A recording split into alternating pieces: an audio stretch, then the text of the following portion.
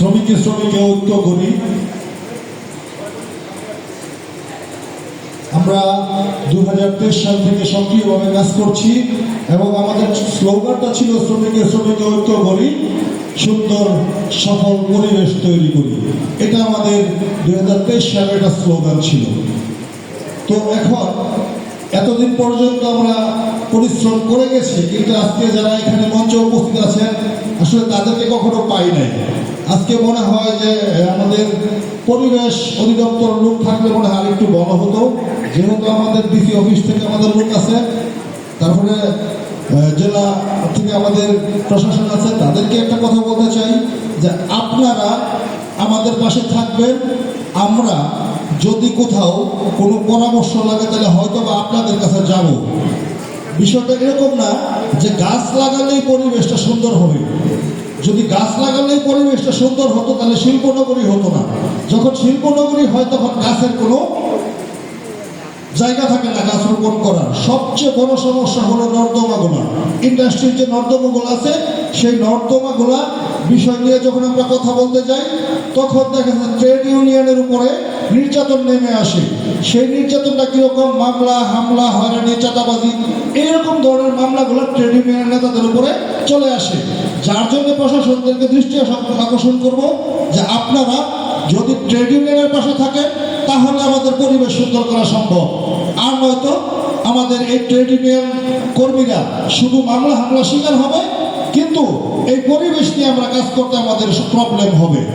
যেমন আমরা রাস্তার পাশে দেখি যখন বিভিন্ন ইন্ডাস্ট্রি এই কালো ধোঁয়া দিচ্ছে, দাস বের হচ্ছে রাস্তা দিয়ে, তখন আমরা শ্রমিকরা যেতে পারি না।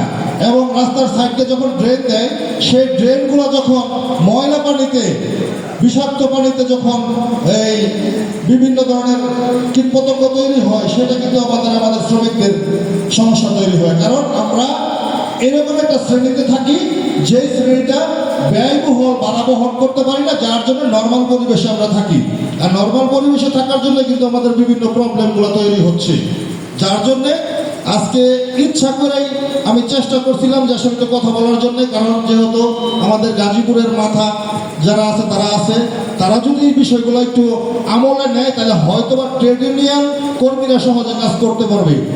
আর একটা কথা ক্লিয়ারভাবে বলতে চাই স্যারদের কাছে, কারণ কেন বললাম মামলা হামলার কথা, যখন আমরা পরিবেশ নিয়ে কাজ করি, ময়লাগুলা যখন নিয়ে কথা বলি তখনই আমাদেরকে চাঁদাবাজ হিসেবে আখ্যায়িত করার চেষ্টা করে কোম্পানিগুলো, যে তাদের প্রবলেমগুলো কি। কারণ তারা এই ফ্যাক্টরি বন্ধ করতে চায়, আন্দোলন করতে চায়, এই করতে চায়, সেই করতে চায়, চাঁদাবাজি করতে চায়, এইরকম ধরনের আমাদের উপরে কিছু ব্লেম দেওয়া হয়।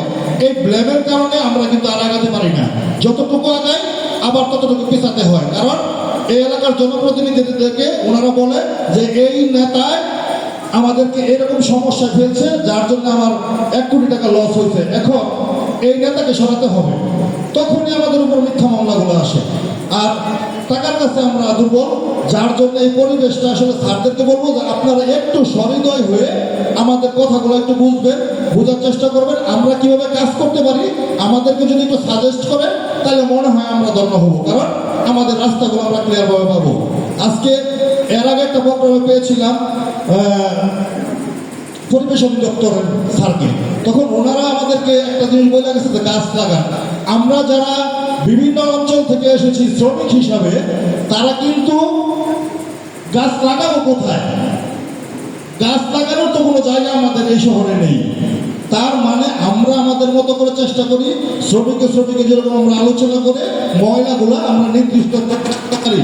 কিন্তু এই না যে ময়লা পরিষ্কার করা সিটি কর্পোরেশন আছে, আছে, যার জন্য ডিসি অফিস যদি একটু সহৃদয় হয় তাহলে আসলে এই ময়লাগুলা শ্রমিকের মাঝে ছড়াবে না।